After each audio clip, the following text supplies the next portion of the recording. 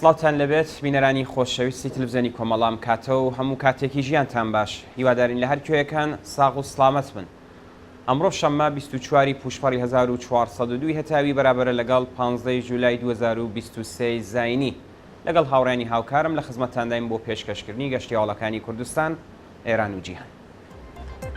سەرەتا سەردێڕی گرنگترین هەواڵەکان.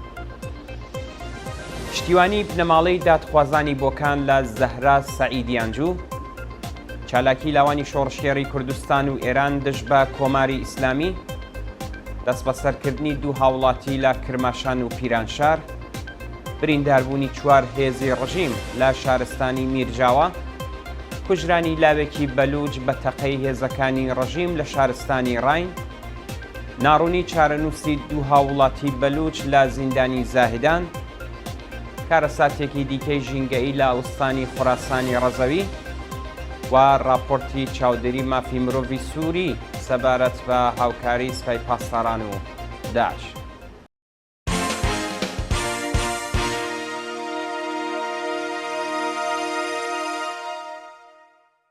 درێژەی هەواڵەکان. پشتیوانی بنەماڵەی دادخوازانی بۆکان لە زەهرا سەعیدیانجوو ڕۆژی شەممە 24 مانگی پوشپەڕ بنەماڵەی هەمیشە زیندوو شەهریار محەممەدی هاوڕێ لەگەڵ کۆمەڵێکی دیکە لە بنەماڵەی قوربانیانی شۆڕشی ژینە لە پەیامێکدا پشتیوانی خۆیان لە زەهرا سەعیدیانجوو خوشکی گیانبەختکردووی ڕێگای ئازادی میلاد سەعیدیانجوو دەربڕی و خوازیاری ئازادی بێشەرت و مەرجی بوون.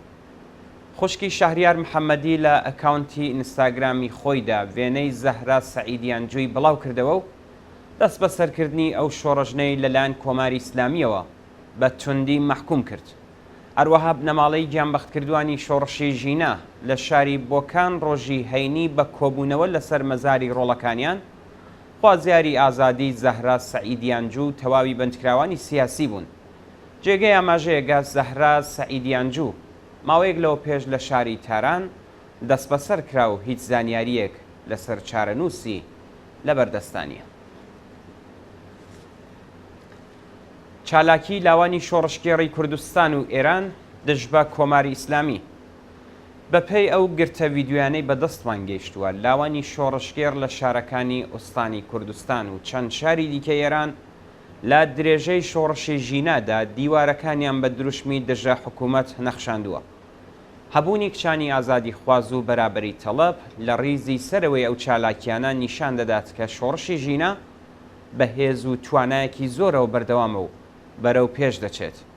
بەپێی ئەو گرتە ڤیدیۆیانەی لە نێوخۆی وڵاتەوە هەناردە دەکرێت بەشداری کوڕان و کچانی ئازادی خواز لە هەڵمەتی دروشمنووسین و خەبات دژی حجابی زۆرم لێ ڕۆژ لە دوای ڕۆژ پەرە دەستێنێت و چالاکوانان ڕایدەگەێنن هاوکات لەگەڵ ساڵڕۆژی گیانبەختکردنی ژینە ئەمینی شەقامەکان دەکەینە گۆڕەپانی بەرخۆدان. دەست بە سەرکردنی دوو هاوڵاتی لە کرماشان و پیرانشار.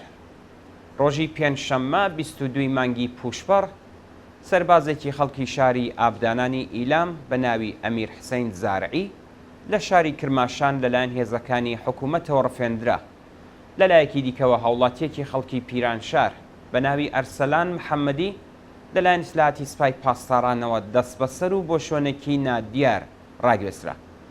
بەپێی راپۆرتەکان ئەمیر حسەین زارعی سەربازی هێزە ئینتزامیەکان لە بنکەی سەر ئاو نیلوفەر بووە و ڕۆژی پێنجشەممە لەلایەن ئیسلاحاتی سپای پاسداران دەست بەسەر و بۆ گرتوخانەی ئەو ناوەندە ئەمنیەتیە لە شاری ئیلام ڕاگوێزرا. هەروەها لە شاری پیرانشار هێزەکانی ئیتلاعاتیە و شارە بەبێ بەڵگەی قەزایی هاوڵاتیەکی خەڵکی گوندی گەرگۆڵیان دەست بەسەر و بۆ شوێنێکی نادیار گواستۆتەوە. جێگەی ئاماژەیە کە هیچ زانیاریەک سەبارەت بە هۆکاری بەندکران و ئەو تۆمەتانەی خراوەتە پاڵ دۆستیەی ئەو دوولاوە لە بەردەستانیە. برینداربوونی 4 هێزی ڕژیم لە شارستانی میرجاوە. ئێوارەی ڕۆژی هەینی 23 مانگی پوشپەڕ بۆمبێک بە ئۆتۆمۆبیلی هێزەکانی ڕژیم لە شارستانی میرجاوە تەقیەوە و 4 کەس بریندار بوون. بەپێی زانیاریەکان بۆمبێک بە ئۆتۆمۆبیلێکی سەربازی ڕژیم لە ناوچەی شارەکی سەر بە شارستانی میرجاوە لە سیستان و بەلوچستان تەقیوەتەوە و 4 کەس لە هێزەکانی ڕژیم بە سەختی بریندار بوون. شانی باسە کە هێشتا هیچ گروپێک بەرپرسیارەتی ئەو هێرشەی لاستۆ نەگرتووە، بەڵام پاش ڕووداوەکە شارستانی میرجاوە بە تەواوی میلیتاریزەکراوە. کوژرانی لاوێکی بەلوچ بە تەقەی هێزەکانی ڕژیم لە شارستانی ڕاین. ڕۆژی هەینی 23 پوشپەر لاوێکی بەلوچ بە ناوی مێهرداد ڕەحمەت زەهی شەهنوازی بە تەقەی هێزەکانی ڕژیم لە شارستانی ڕاینی سەر بە ئوستانی سیستان و بەلوچستان کوژرا.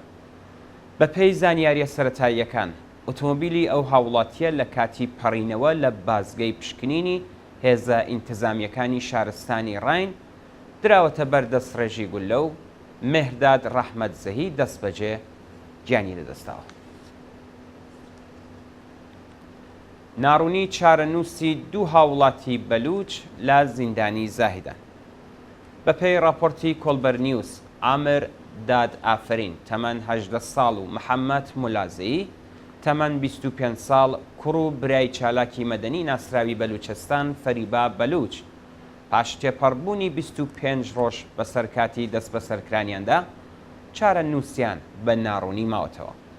ڕۆژی یەکشەممە 28 جۆزەردانی ئەمساڵ ئامر دادافرین کوڕی فەریبا بەلوچ پاشگەڕانەوە لە سەفەری بریتانیا هاوڕێ لەگەڵ خاڵۆکەی بە ناوی محەممەد مولازەهی برادەری خاتوو فەریبا لە جادەی ئیرانشار لەلایەن هێزەکانی حکوومەتەوە ڕفێنران. شانی باسەکە ناوەندە ئەمنیەتیەکان مەرجی وەلانانی چالاکی سیاسی بۆ فەریبا بەلوچیان داناوە بۆ ئەوەی کوڕ و براکەی بە وەسیقە ئازاد بن.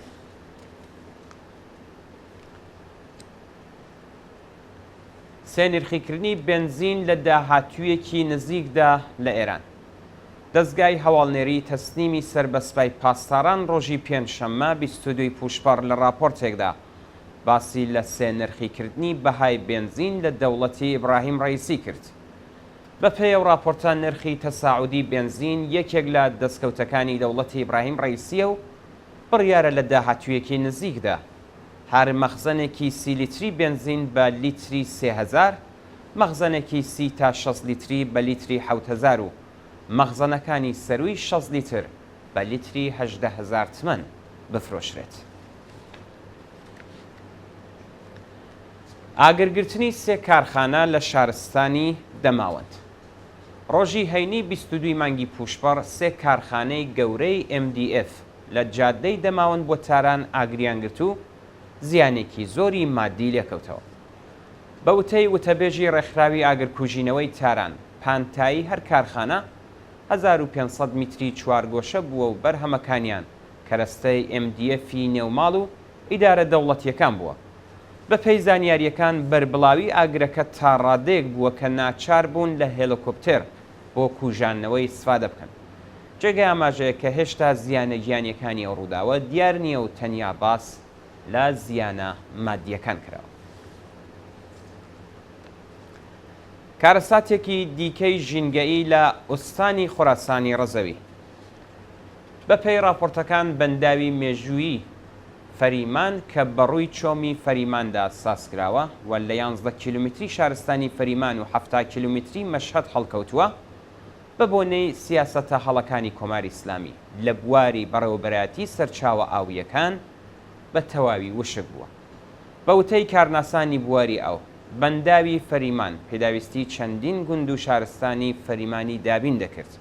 لە ساڵانی ڕابردوودا ژینگە دۆستان سەبارەت بە ئەگەری ڕوودانی کارەساتێکی ژینگەی و مرۆیی هۆشداریاندا بوو، بەڵام هیچ بەرپرسێکی ڕژیم بایەخی پێنەدا و ئێستا مەترسی لەسەر کۆچکردنی دانیشتوانی شارستانی فەریمان و گوندەکانی دەوروبەری بۆ حاشیەی شاری مەشهەد ساز بووە.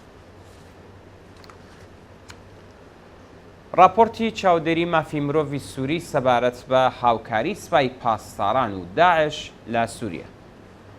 ڕێکخراوی چاودێری مافی مرۆڤی سووری ڕۆژی هەینی 23 پوشپەر لە راپۆرتێکدا ئاماژەی بە هاوکاریەکانی سوپای پاسدارانی کۆماری ئیسلامی لەگەڵ داعش بۆ هێرشکردنە سەر زیندانی گێران لە باکووری سووریە کرد. مانگی بەفرامباری 1400 هەتاوی داعش هێرشی کردە سەر زیندانی گوێران لە ڕۆژاوای کوردستان و چەند بەشی ئەو بەندیخانەی کۆنتڕۆڵ کرد. هێزەکانی سووریای دموکراتیک بە هاوکاری هێزەکانی ئەمریکا توانیان سەر لە نوێ ئەو زیندانە لە دەست داعش ڕزگار بکەن. لەو هێرشەدا 400 تێرۆریستی داعش کوژران و 121 کەس لە هێزەکانی سووریای دموکراتیک گیانیان لەدەستا. بەپێی راپۆرتی ڕێکخراوی چاودێری مافی مرۆڤی سووری، هێزەکانی داعش شەوێک پێش عەمەلیات لە بنکەیەکی سپای قودس ئامادەکاریان بۆ پلانەکەیان کردووە.